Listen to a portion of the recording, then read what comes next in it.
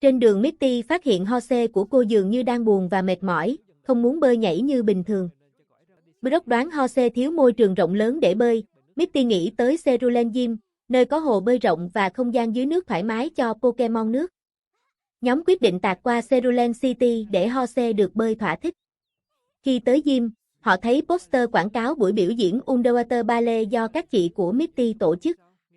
Mitty rất ngạc nhiên khi nghe rằng trong buổi biểu diễn, Mitty được chọn làm nhân vật chính, nàng tiên cá, nhưng cô ngại vì chưa có thời gian tập và khán giả sẽ rất đông hôm sau. Các chị Mitty là Violet và Lily, họ muốn Mitty đứng vai chính trong Underwater Ballet vì show đã trở nên ế khách lâu rồi, và họ tin Mitty sẽ thu hút khán giả. Sau nhiều gặng hỏi và cô em Dũng lo lắng, Mitty được Ash và Brock khích lệ và đồng ý thử. Đêm diễn tới, khán giả lớn tụ hội đầy Cerulean Gym. Nhà bể bơi phía sân khấu được che bằng kính lớn, sau bắt đầu Mitty mặc đồ tiên cá nhảy múa trong nước cùng các Pokemon nước. Nhưng Team Rocket xuất hiện giữa buổi diễn, tung lưới bắt Pokemon nước trước sự ngạc nhiên của mọi người. Jessie lặn dưới nước, James cố chống đỡ, và Mel bật bóng bay ở lưới. Mitty cùng Water Pokemon của cô, Seaking, Hose, Staryu, và Ash với Squirtle hỗ trợ đánh trả. Trận chiến dưới nước diễn ra, Hose dùng Booper, Arbok lảng tránh nước bắn Poison, siêu của Jim sử dụng Headbutt ở Aurora Beam, siêu tiến hóa thành Dilgun giữa trận đấu. Dilgun dùng Ice Beam làm đông đống đội Team Rocket, Pikachu điện vào nước khiến Jessie và James bị đẩy lên, rồi Black Ops như thường lệ. Buổi biểu diễn được khán giả đánh giá cao sau sự cố, vé được đặt kín trong nhiều tháng sau. Mitty quyết định để Hose ở lại Cerulean Gym vì nó cần môi trường tốt hơn. Cô cũng để Starmie lại với Jim khi các chị cần. Ash và Mitty từ biệt nhau truyền thống rằng Ash vẫn nợ cô một chiếc xe đạp trước khi nhóm tiếp tục chuyến hành trình mới. Ash, Mitty và Brock đang trên đường tới Viridian City thì dừng lại để ăn kem ở một quán ven đường. Trong lúc họ đang thưởng thức, một Clefairy bất chợt xuất hiện, Mitty cố bắt nó nhưng nó chạy mất. Ash và Brock theo Mitty để ngăn cô đi lạc, nhưng trên đường về họ phát hiện túi xách và kem của họ đã bị lấy mất. Họ tới đồn cảnh sát báo với Officer Jenny, nhưng ở đó rất đông người cũng bị mất đồ giống như họ. Một người tên Owen xuất hiện, nói rằng đây là việc của người ngoài hành tinh. Anh ta dùng thiết bị dò nhưng Mitty cho rằng điều đó nghe hơi vô lý. Owen chỉ vào một hình ảnh phi thuyền trong sách của anh ta, nói rằng ông ta nhìn thấy cái máy bay không xác định đêm trước ở rừng. Ash, Mitty, Brock cùng Owen lần theo dấu vết, tìm thấy một vật được cho là phi thuyền đáp xuống. Hai người ngoài hành tinh kia xuất hiện, bắt Pikachu rồi bỏ đi. Nhưng hóa ra đó là Team Rocket cải trang, dùng một cầu thang treo họ giả phi thuyền, mục đích để bắt Pikachu. Ash dùng Piccoto cắt dây treo, làm phi thuyền rời khỏi mặt đất. Trong khi đó, Clefairy quay lại và lấy Pikachu ra khỏi lồng kính. Jigglypuff cũng xuất hiện, dẫn đường cho nhóm đi xuống cống để truy theo Clefairy. Họ phát hiện Clefairy đã xây dựng một chiếc phi thuyền trong hang ngầm bằng vật liệu họ đã ăn trộm khắp nơi trong thành phố. Chiếc phi thuyền được thiết lập rằng sẽ lấy nguồn điện từ Pikachu để khởi động. Ash, Mitty, Owen đột nhập vào bên trong để giải cứu. Jigglypuff đối đầu với Clefairy, đòi lại micro của mình mà Clefairy đã lấy làm cần điều khiển. Khi Jigglypuff lấy lại microphone, nó bắt đầu hát, làm tất cả rơi vào trạng thái ngủ mê. Clefairy Ship, tàu Clefairy, cất cánh, một phần đồ ăn bị lấy trộm được thả lại. Team Rocket cũng bị đánh bật, Ash và nhóm cùng Bulbasaur giúp họ thoát khỏi phi thuyền. Tàu Clefairy bay lên rồi rơi xuống gần thành phố, Clefairy và Owen thoát ra và Ship tiếp tục đi nhưng gặp trục trặc, rơi tiếp. Cuối cùng, Officer Jenny cảm ơn Ash, Mitty, Brock vì đã giúp lấy lại đồ bị mất và giải quyết bí ẩn. Jigglypuff bình thản vẽ mặt mọi người rồi đi tiếp hành trình. Ash, Mitty và Brock cuối cùng tới thành phố Viridian, nơi Jim Viridian. Ash mong chờ giành áo Bagger cuối cùng để đủ điều kiện tham dự Pokemon League. Khi họ tới cửa Jim, Gary đã tới trước và khoe mẽ rằng cậu đã có 7 Bagger còn Ash mới có 7. Gary tiến vào Jim để thách đấu leader, nhưng chỉ được cho vào khi một huấn luyện viên ra ngoài, vì luật Jim là chỉ một người được vào đấu một lúc. Ash bị từ chối, buồn bã ngồi một góc, Togepi cố an ủi bằng cách tự nhảy lên tay Ash. Togepi bất ngờ bị Furrow nuốt lên, bay đi. Ash, Mitty, Brock đuổi theo để tìm Togepi. Cùng lúc Team Rocket cũng tìm cách chen vào câu chuyện này để bắt Togepi. Furro thả Togepi xuống trong tay Jessie, nhưng cô lại rơi xuống khi mình cố bám vào một cây cầu nhỏ hẹp giữa hai mái nhà. Cuối cùng Jessie úp mặt khi cố bắt Togepi rồi thất bại. Trong gym, Gary đấu với Giovanni, người lãnh đạo gym Viridian. Gary dùng Nidoking đấu với Golem, rồi Arcanine chiến với Kingler. Gary thắng Kingler với Fire Blast.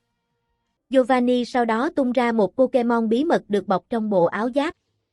Pokemon này dùng xích chiết dễ dàng hạ gục Arcanine và Nidoking. Giovanni nói cho Gary biết đây là Pokemon chưa có trong Pocket. Trước sức mạnh áp đảo, Gary bị đánh bại. Giovanni nói Ash không thể vào đáy với cậu nếu không chuẩn bị tốt. Team Rocket xuất hiện, mang Togepi tới để làm quà dân Giovanni, nhưng Giovanni nghĩ Togepi vô dụng vì không biết khả năng gì. Giovanni phải rời gym vì có việc khẩn cấp, giao quyền thay mình cho Jessie và James để bảo vệ gym, cùng 3 Pokebanks. Jessie và James cực kỳ phấn khích vì được làm gym leader tạm thời. Trong lúc đó Togepi trốn ra khi cánh cửa mở. Ash tiếp tục đòi áo Bagger, thách thức Jessie James. Jessie đưa ra đội Pokemon gồm Machamp, Kingler, Ridon. Ash lần lượt dùng Squirtle, Bulbasaur, Pidgeotto, Pikachu để chiến. Squirtle bị Machamp áp đảo, Bulbasaur gặp khó khi Kingler phòng thủ tốt, rồi cuối cùng Pidgeotto tung đáp S đánh bại Ridon. Pikachu dùng Thunderbolt để khống chế các Pokemon của Jessie James, khiến họ bối rối, rồi chiến thắng. Togepi trong lúc chơi đùa với thiết bị điều khiển do Mel dùng thì bấm cả hai nút khiến sàn đấu phát nổ, đẩy Jessie và James bay ra ngoài. Áo Bagger rơi, Ash hốt lấy nó. Jim bắt đầu sập, Ash, Misty, Brock chạy ra ngoài an toàn. Sau khi chạy thoát, Gary thừa nhận Ash đã trở thành huấn luyện viên mạnh hơn và tỏ ra tôn trọng Ash, mặc dù vẫn tin rằng Pokemon hệ bí mật của Giovanni là một mối đe dọa. Ash hạnh phúc vì đã thu đủ 8 Bagger nhưng vẫn chưa biết Gym League nằm ở đâu. Brock gợi ý nên về Pallet Town hỏi giáo sư Watt. Nhóm chuẩn bị rời Viridian để lên đường cho thử thách mới. Ash, Misty và Brock cuối cùng trở về Pallet Town sau khi Ash thu đủ 8 Gym Bucket. Khi Ash chạy về nhà để gặp mẹ, cậu đâm phải một bức tường vô hình, hóa ra là một Mr. Mime đang tạo tường ảo. Ash rất phấn khích vì tìm được Mr. Mime hiếm, liền chuẩn bị Pokéball bắt nó, nhưng Stella, người quản trò xiết Pokemon Circle, xuất hiện và xin bắt Mr. Mime này trước vì cô muốn dùng nó làm đối thủ cho Mr. Mime của mình. Brock và Misty bị thu hút bởi Stella vì cô ấy đẹp và phong cách, Ash hơi ghen vì bị Brock lôi sang phía ưa đương đầu cho đẹp. Stella đưa nhóm đến rạp xiếc của mình, nơi có nhiều Pokemon biểu diễn. Cô kể rằng Mr. Mime của cô đã trở nên lười biếng, ngại biểu diễn sau khi bị ép luyện quá mức, ăn snack nhiều, chẳng muốn làm việc. Stella muốn một Mr. Mime mới để làm gương cho cái Mr. Mime của cô, mong nó ghen rồi trở lại biểu diễn. Brock nghĩ ra kế hoạch rằng Ash sẽ giả làm Mr. Mime bằng đồ hóa trang để biểu diễn bên cạnh, khiến Mr. Mime thật ghen, hy vọng nó sẽ phục hồi tinh thần biểu diễn. Trong khi đó, Team Rocket thấy tờ quảng cáo của rạp xiếc Mr. Mime liền nghĩ sẽ bắt Mr. Mime hiếm đem nộp Giovanni. Họ lên kế hoạch bí mật. Đến ngày diễn, Ash mặc đồ Mr. Mime, Stella huấn luyện rất nghiêm khắc để Ash diễn giống Mr. Mime thật, từ cách tạo tường vô hình tới cách làm động tác biểu diễn Mime. Có lúc Ash bị la mắng, bị roi động tác Mime phải tĩnh lặng, nhưng vẫn cố. Khi show bắt đầu, Ash, trong trang phục Mr. Mime, cùng Stella đi vào sân khấu trong lễ diễu hành Pokemon xiếc, có cả mẹ của Ash đang xem. Đột nhiên đèn tắt, Team Rocket xuất hiện, bắt Ash nghĩ là Mime thật, rồi mang đi bằng bóng bay. Delia, mẹ Ash, trong khán giả nhận ra giọng con khi Ash nói nhỏ, biết Ash bị bắt giả Mr. Mime. Ash bị trói trong căn phòng của Team Rocket, nhưng cậu tháo dây, lột mặt nạ, làm họ hoang mang. Cậu lấy bóng bay của Team Rocket để trốn thoát. Trong khi đó, tại nhà Delia, một Mr. Mime hoang dã tới đập cửa sổ, Delia lầm tưởng là Ash, mời nó vào nhà cho ăn trưa. Sau đó Ash tới nhà cũng trong bộ đồ Mr. Mime, Delia kinh ngạc, rồi Ash giải thích. Team Rocket quay lại rạp xiếc với xe tăng cao su gắn súng lưới để bắt Pokemon, đóng cửa xiếc ủi ném lưới trói các Pokemon và nhân viên, định trốn. Ash tìm đường tới để giúp, chỉ đạo Pikachu dùng Thunderbolt vào bể xe tăng, nhưng xe tăng làm bằng cao su nên điện không hiệu quả. Cậu định gọi Charizard nhưng Charizard không nghe lời. Delia thuyết phục Mr. Mime của cô giúp nó xây tường bằng ảo ảnh và mirror để chặn xe tăng lại. Mr. Mime của Stella cũng tham gia để giúp. Hai Mr. Mime hợp lực dựng tường gương khổng lồ, bao kín xe tăng Team Rocket. Team Rocket cố phá tường nhưng cuối cùng bị mắc kẹt, rồi Splash Off. Một số thời gian sau, Mr. Mime hoang dã, Mimei, được Delia nhận nuôi chính thức, sống trong nhà Delia giúp việc nhà và làm quen với Ash Mitty of Rock. Stella hứa sẽ đối xử mềm mại hơn với Mr. Mime của mình, không ép nó quá mức nữa. Ash, Mitty, Brock dùng bữa tối ở nhà, nhờ Mimei làm phụ giúp nhỏ. Tập kết thúc với cảnh cả nhóm ngồi đón hoàng hôn tại Pallet Town. Ash nhìn nhà, nhớ hành trình dài vừa qua. Ash, Mitty và Brock trở về Pallet Town để chuẩn bị cho Pokemon League. Họ đến thăm giáo sư Watt để tìm hiểu thông tin về giải đấu. Tại phòng thí nghiệm Watt, Ash gặp lại Gary. Họ bắt đầu cà khịa nhau về tiến trình huấn luyện. Gary khoe hắn đã bắt nhiều Pokemon hơn, có Krabi khổng lồ, còn Ash ít hơn, nhưng Ash nói rằng Pokemon của mình là bạn, không chỉ là số lượng. Giáo sư Watt nói giải đấu Indigo League sẽ diễn ra trong 2 tháng nữa tại Indigo Platy với hơn 200 huấn luyện viên tham gia. Gary và Ash được Watt dẫn qua phần để xem những Pokemon mà các huấn luyện viên Pallet Town đã bắt. Các Pokemon không có trong đội vẫn được giữ trong Pokebanks tại phòng nghiên cứu. Gary khoe khỉ của mình, Ash ngắm lại kho Pokemon của mình. Watt nói rằng cách mỗi người huấn luyện khác nhau, có người nhiều Pokemon, có người ít nhưng mỗi Pokemon được chăm nổi bật và riêng biệt. Trong lúc đó, Team Rocket cải trang, tới nhà Watt với mục đích đánh cắp Pikachu và những Pokemon trong phòng thí nghiệm. Jessie, James và Mel vào bằng đường hậu, nhưng bọn họ khéo léo gây chuyện. Jessie đá vào cây, khiến nhiều Kakuna rơi, đội Beedrill nổi lên tấn công Team Rocket. Bọn họ bỏ chạy. Rồi Ash nghĩ sẽ đấu thử với Gary nhưng chưa kịp, Ash tung Pokeball và muốn tỉ thí, nhưng bị gián đoạn vì Team Rocket rồi cả đàn Tauros của Ash xuất hiện, phá cái hàng rào của Watt để đuổi Team Rocket. Cuối tập, Gary nói với Ash rằng họ sẽ đấu nhau ở Indigo Platy trong League. Ash chấp nhận, Watt giao cho nhóm sửa lại hàng rào bị Tauros phá, Ash, Mitty, Brock góp sức. Tập kết thúc với Ash nhìn lên trời nghĩ về những thử thách sắp tới, đồng thời nhận ra rằng tình bạn với Pokemon và cách mình huấn luyện rất quan trọng, không chỉ Badger hay bắt Pokemon nhiều. Ash được mẹ Delia và bạn bè từ Pallet Town mời đi nghỉ ở Seafoam Island. Delia bảo Ash ở lại để tiếp tục luyện tập. Ash đến phòng thí nghiệm của giáo sư Watt và phát hiện Watt đang quan tâm tới bí ẩn.